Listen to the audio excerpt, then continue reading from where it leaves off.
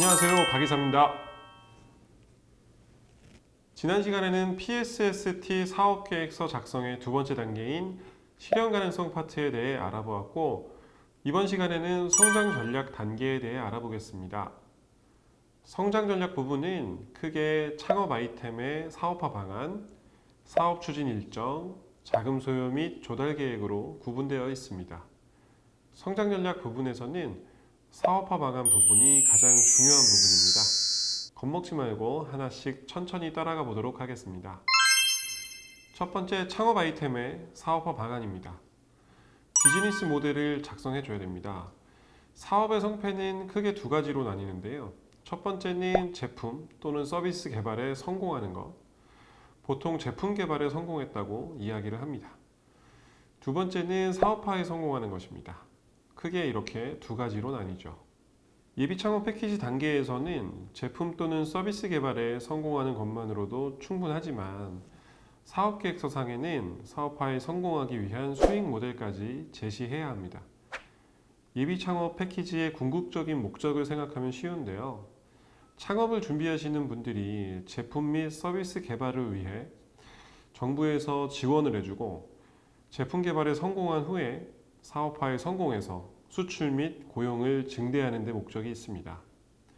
따라서 비즈니스 모델이라고 불리우는 수익 모델을 반드시 제시해 줘야 합니다.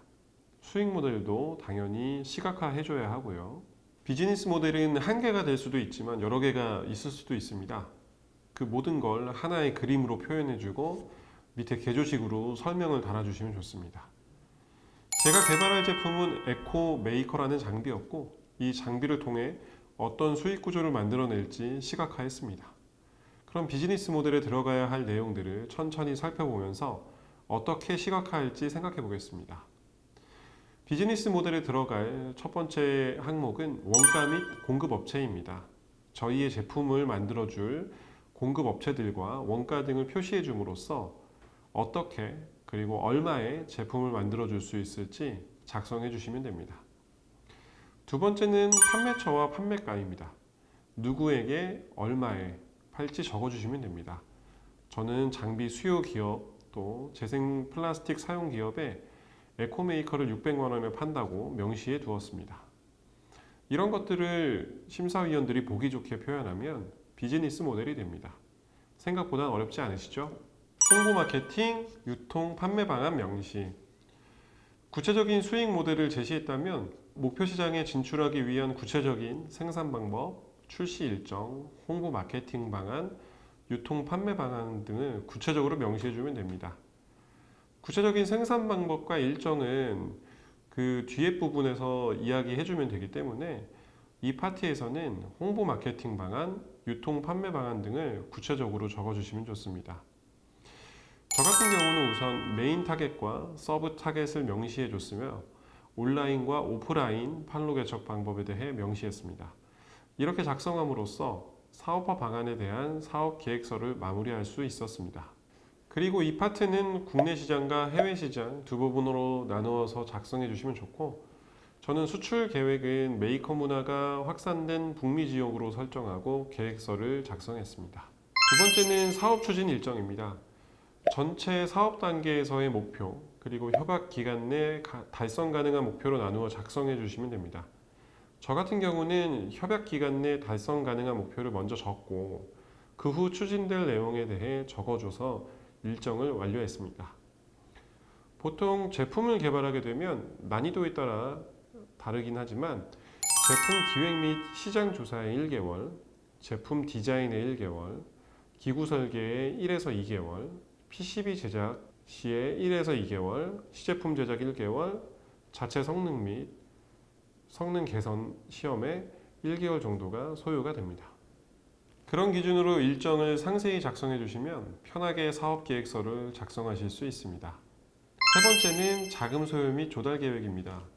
자금 소요 및 조달 계획에서는 정부 지원금을 어떻게 활용할 것인지와 정부 지원금 외에 사업에 필요한 돈을 어떻게 조달할지 적어야 합니다.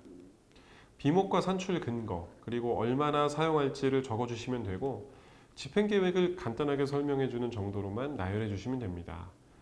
보통 재료비, 외주 용역비, 대표 인건비, 직원 인건비, 지급 수수료, 무형자산 취득비, 창업활동비로 구성이 됩니다. 예산 구성을 하시면서 재료비와 외주 용역비는 사업계획서 작성 전에 여러 업체를 컨택하면서 미리 견적서를 받아주시는 게 좋습니다. 견적서를 받아서 가지고 계시면 나중에 발표평가 때 활용하실 수가 있습니다. 발표평가에서 예산 구성의 타당성에 대해서 질문을 할 수도 있기 때문이죠. 이런 견적서들이 필요하시면 저희 주식회사 티어1에 연락해 주시면 간략하게 견적서를 작성해 보내드릴 수 있고 또 컨설팅도 가볍게 도와드릴 수 있습니다. 자금 조달 계획은 기술보증기금 1억 원 융자 추진 및 엑셀러레이터 1억 원 투자 유치 정도로 작성해 주었습니다. 융자는 기술보증기금이나 소상공인진흥공단, 신용보증재단 등에서 받을 수가 있습니다. 제조업일이 시라면은 1억 원까지는 특허 및 연구소, 벤처기업 등이 있으면 쉽게 받으실 수 있습니다. 이렇게 성장 전략 파트를 작성해 주시면 됩니다. 어렵진 않으셨죠? 사실 막상 보면 어려워 보이는데 작성하다 보면은 그렇게 어렵진 않습니다. 이제 거의 사업계획서 작성의 모든 부분에 대해서 이야기를 드린 것 같은데요. 다음 시간에 이제 팀 전략에 대해서만 이야기하고 사업계획서 부분은 마무리하는 걸로 하겠습니다. 감사합니다. 이상 박 이사였습니다.